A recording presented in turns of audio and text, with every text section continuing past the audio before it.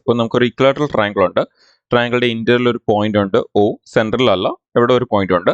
ആ ഒരു പോയിന്റിൽ നിന്ന് നമ്മുടെ ഇക്വലാറ്ററൽ ട്രയാങ്കിളിന്റെ 3 സൈഡിലേക്കുള്ള പെർപെൻഡിക്കുലറിന്റെ ഡിസ്റ്റൻസ് ആണ് നമുക്ക് തന്നിരിക്കുന്നത്. അങ്ങനെയാണെങ്കിൽ ചോദിച്ചിരിക്കുന്നത് ഇക്വലാറ്ററൽ ട്രയാങ്കിളിന്റെ പെരിമീറ്റർ എന്താണെന്നാണ് ചോദിച്ചിരിക്കുന്നത്. അപ്പോൾ പെരിമീറ്റർ എന്ന് ചോദിക്കുമ്പോൾ നമുക്കത് കണ്ടുപിടിക്കാൻ വേണ്ടി ഏറ്റവും സിമ്പിൾ എന്ന് പറയുന്നത് ആ ട്രയാങ്കിളിന്റെ ഒരു സൈഡ് കിട്ടിയാൽ മതി.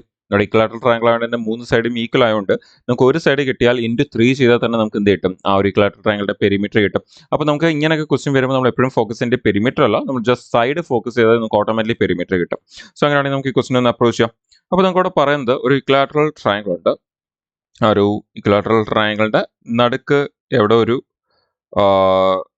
അകത്ത് എവിടെ ഒരു പോയിന്റ് ഉണ്ട്. നമുക്ക് ആ ഒരു പോയിന്റിൽ നിന്ന് എല്ലാ സൈഡിലേക്കും ഉള്ള പെർപെൻഡിക്കുലറിന്റെ ഡിസ്റ്റൻസ് ആണ് നമുക്ക് തന്നിരിക്കുന്നത്. സോ ആ ഒരു പെർപെൻഡിക്കുലർ ഡിസ്റ്റൻസ് നമുക്ക് തന്നിരിക്കുന്ന 3 വാല്യൂസ് ആണ് തന്നിരിക്കുന്നത്.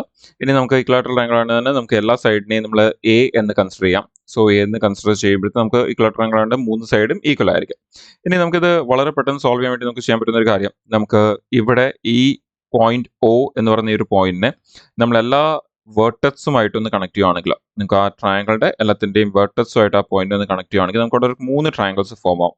അതിൻ്റെ ഓരോ ട്രയാങ്കിളിലും ബേസ് എന്ന് പറയുന്നത് എന്താണ്, ഇപ്പോൾ നമ്മൾ ഈ ഒരു ട്രയാങ്കിൾ മാത്രം കൺസിഡർ ചെയ്യുകയാണെങ്കിൽ തന്നെ നമുക്ക് അവിടെ കാണാൻ പറ്റും നിങ്ങൾക്ക് ആ ട്രയാങ്കിളുടെ ബേസ് എന്താണ്, നമ്മുടെ ആ ട്രയാങ്കിളുടെ സൈഡാണ്, ഇക്വലാറ്ററൽ ട്രയാങ്കിളുടെ സൈഡാണ് നമ്മുടെ ആ ചെറിയ ട്രയാങ്കിളുടെ ബേസ് എന്ന് പറയുന്നത്. അതേപോലെ നമുക്ക് എന്തും അറിയാം, അതിന്റെ ഹൈറ്റും അറിയാം. സോ അങ്ങനെയാണെങ്കിൽ നമുക്ക് ഈ ഒരു ട്രയാങ്കിളിന്റെ ഏരിയ എടുക്കാൻ വേണ്ടി half into base into height എടുത്താൽ മതി.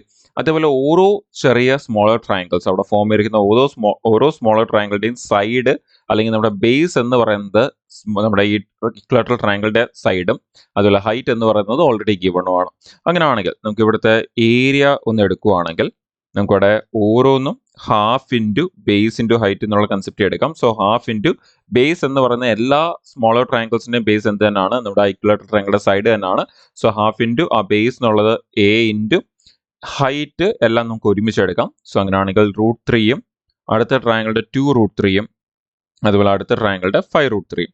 സോ നമ്മൾ അത് ആഡ് ചെയ്യുവാണെങ്കിൽ നമുക്ക് 5 + 2 + 1 നമുക്കിവിടെ 8√3 എന്ന് വരും. സോ നമുക്കിവിടെ ഹാഫ് ഇൻറ്റു A ഇൻറ്റു 8√3 എന്ന് വരും.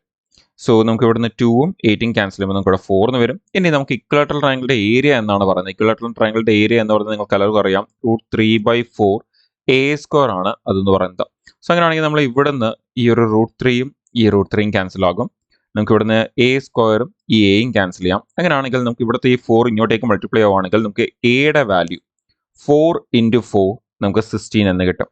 സോ 16 സെന്റിമീറ്റർ ആണ് Aയുടെ വാല്യൂ എന്ന് പറയുന്നത്. അപ്പോൾ 16 സെന്റിമീറ്റർ ആണ് Aയുടെ വാല്യൂ എങ്കിൽ നമ്മുടെ ഈ ഒരു ഇക്വലാറ്ററൽ ട്രയാങ്കിളിന്റെ പെരിമീറ്റർ എന്ന് പറയുമ്പോൾ നിങ്ങൾക്കറിയാം 3A ആണ് എന്നുള്ള 3 സൈഡാണ് ഉള്ളത്. സോ 3A ആണ്. അങ്ങനെയാണെങ്കിൽ നമുക്ക് ആ 16 × 3 ചെയ്താൽ മതി ആൻസർ കിട്ടാൻ. സോ 16 × 3 നിങ്ങൾക്ക് 48 സെന്റിമീറ്റർ എന്ന് നമുക്ക് ആൻസർ വരും.